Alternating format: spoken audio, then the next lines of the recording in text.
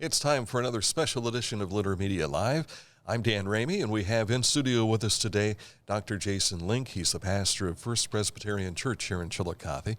You've got a craft show and also a cookie walk coming up this weekend. This Saturday, yep. Well, we're going to talk a little bit more about that, details on the way. But first, this from Kingston National Bank. Wherever you are, you're there for a reason. You shouldn't have to make a trip to the branch just to deposit a check. Skip the trip and use our mobile app to easily and securely deposit checks from your phone.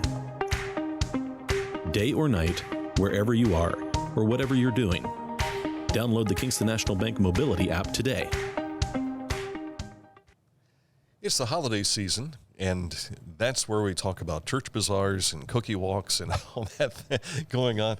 There's something to do every day, it seems. It really does seem, and not just one thing to do. Lots of different things, especially Saturday. Saturdays are packed. I know this coming Saturday, lots of things happening in Chillicothe, and we're just one of those things, but hopefully people come up and shop a little bit with us, enjoy some cookies, enjoy some really great vendors and crafters that we've got at our craft show this coming Saturday. We've kind of lost track of how long this has been going on, but it's way before your time. Yeah, I've been here for 9 years. I think one time we tried to look back. It's probably been over 40 years that we've been doing the cookie walk portion of it. And maybe we should just explain what a cookie walk is. You don't have to walk around for cookies. There'll be literally thousands of homemade cookies up on a couple tables at the front of our fellowship hall, and you'll be able to take one of these and two of those or five of these or three of these, whatever you want. We sell those cookies by the pound, $8 a pound for those homemade cookies. It saves you from having to make the cookies, and it also gives you, maybe a greater variety of cookies than what you would want to make at home and make a whole batch of. You can make a couple of these and get a couple of these, couple of those. So that's the cookie walk portion of it. And probably 40 years that the church has been doing that cookie walk. A lot of great bakers within our congregation that sign up to bring those cookies. I'm trying to picture the aroma. Oh, it's wonderful. And I think the other side of it, so some of our folks, they'll bring the cookies in on Friday ahead of the event. And I always tell them that I might have to taste test one of them just to make sure they're safe for everybody else. For your sermon and everything. Yeah, just being, helps. And making sure that the cookies are safe for everybody else the next day. So, but it's amazing the variety of different cookies and sweets and treats and all that kind of stuff that they make. So that's kind of one component of it, the cookie walk part of it. And then it's probably been 6 years ago now, we added the craft show just as a way to kind of add to the flavor of the day, add to the day.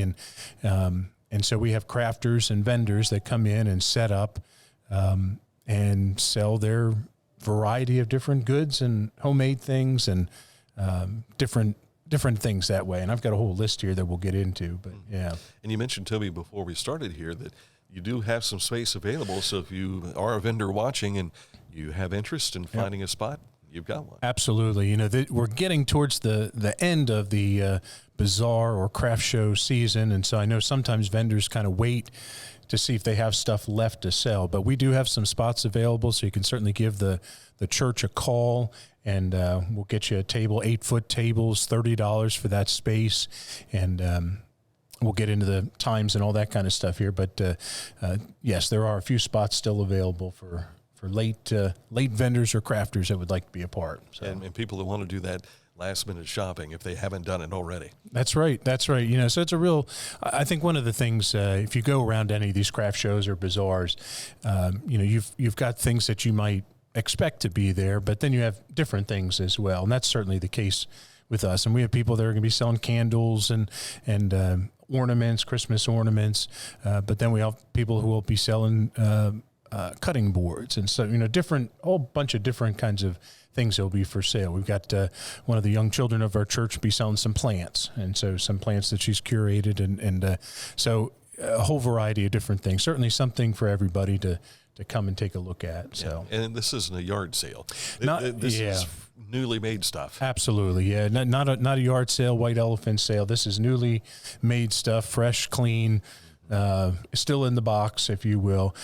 We do have somebody that does some antiquing and so create some new stuff from old stuff, but more home decorator items. So we'll certainly have some of that as well. So, but yeah, no 50-cent table on Saturday. So now, one of your ministry groups runs this, correct? Yeah. So it's a group called the Deacons, and the Deacons, the way I describe them, they oversee our caring ministries. And so another one of the projects of our deacons that we just participated in is we provide a Thanksgiving dinner to the Chillicothe Fire Department. That's something we started doing a couple years ago, and those guys and gals are on duty on Thanksgiving Day, not able to be with their family and friends. And so this was something that we thought, well, we can provide them a Thanksgiving dinner. And so we actually partner with the Poorhouse, Ben Daughters there, and they do the cooking for us. We started that after COVID, thought that was maybe a better model than everybody bringing in something from home. Right. And so we were able to support the Poorhouse, able to support the firefighters. So those ministries that look outside of the church doors, how can we support people in our community? So they oversee the Children's Clothing Bank that we're also a part of and oversee. And so they're the ones that put this on, do the behind-the-scenes work. And then, a portion of the proceeds will be donated to a local cause here within our community.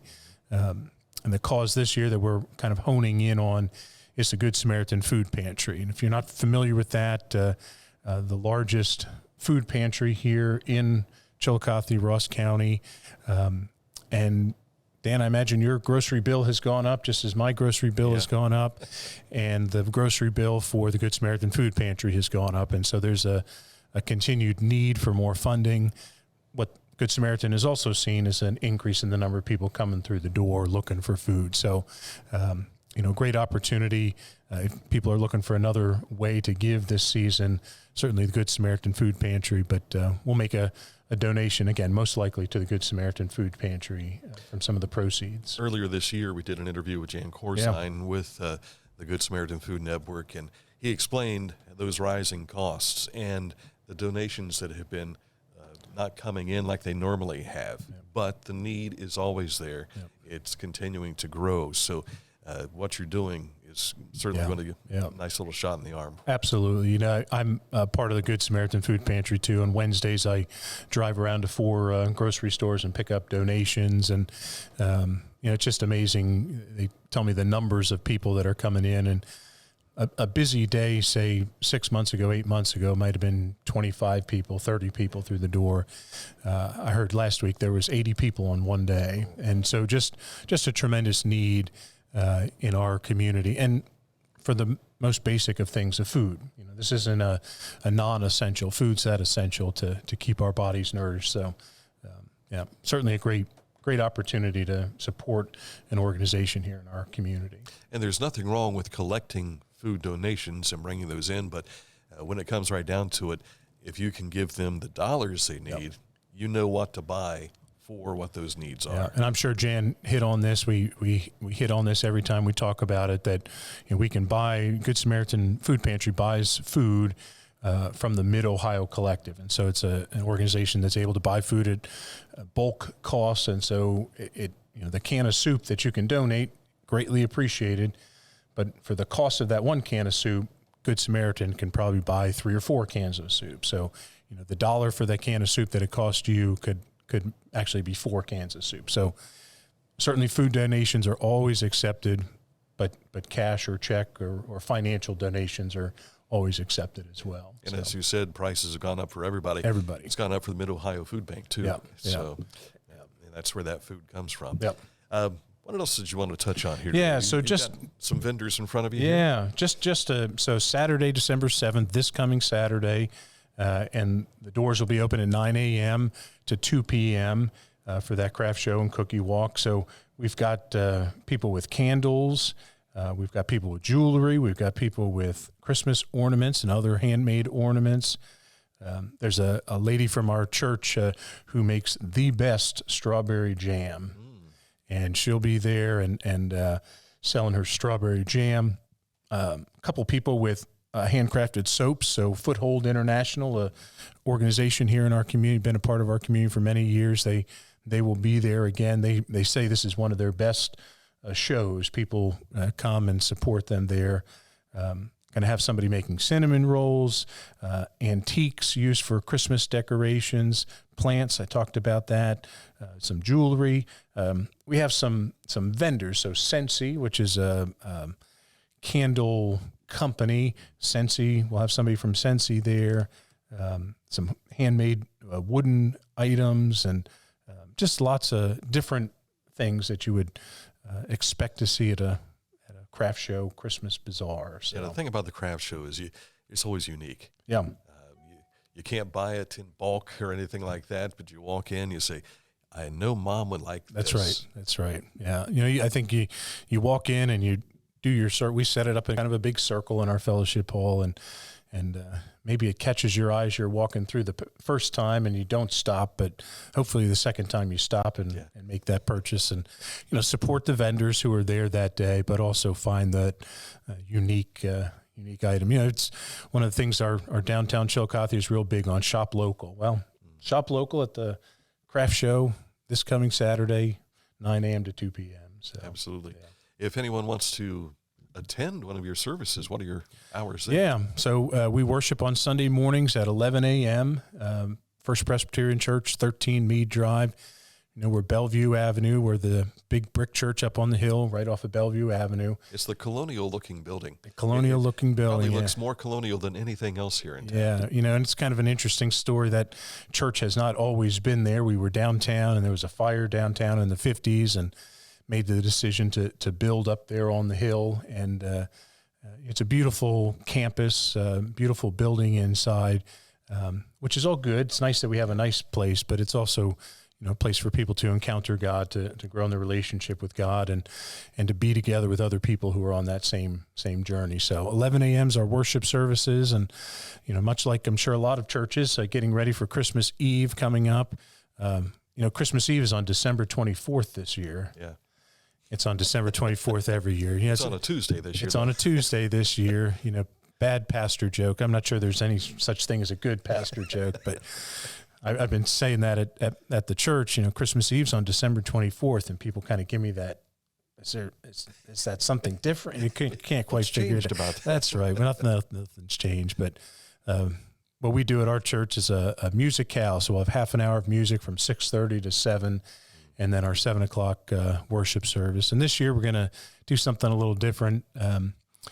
Probably remember from times past the Christmas pageant with the kids acting out the Christmas story. We're going to bring that back this year. Good. And we've got one of our families had a baby about 6 months ago, so it won't be a newborn, but we'll have a real live baby Jesus with Mary and Joseph and some shepherds and some angels and all sorts of fun things happening on Christmas Eve. And we always do candlelight. I guess maybe I shouldn't say that on the air because then the fire marshal will come up and shut us down. But always a special time, a great time to come out and worship on Christmas Eve or on Sunday morning. So very good. Yeah. And of course, if you don't want to come to the service, I know kids, as soon as it snows, they'll be out to sled down the hill. You know, that hill out there. Last year we didn't get much snow. I remember the one snowstorm, we maybe had 1.5 inches of snow.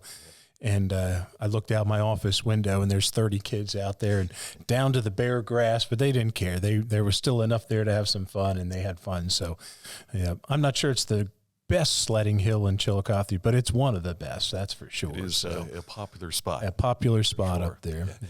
And sledding down is always great. It's the climb back up. Yeah. That's what gets you. You know, we have some of the parents of the kids, and I've been out there with them, and they said, Jason, you need to install a zip line to get us back up to the hill. I said, well, you know, we're not Mad Mountain. We don't, you know, don't have a way to get a ski lift or something like that. But and it's a deceiving hill in the sense that there's kind of a hill and then another hill, and you get halfway up and you think you're there, but you're not. You got another hill to climb. It's just a rest spot. That's right. You have to catch your breath and get ready to hoof the rest of the way back up. So again, it starts at 9 o'clock. 9 o'clock to 2 o'clock on Saturday. 13 Mead Drive. Be around the back of the building. You'll follow the cars to the back of the building, and certainly anybody and everybody's welcome to come and be a part. So First Presbyterian Church and their church craft show, as well as a cookie walk. The cookies are $8 a pound, so bring your bucks with you as well. Jason Link, thank you for stopping in today. Appreciate you having me, Dan. Sure thing.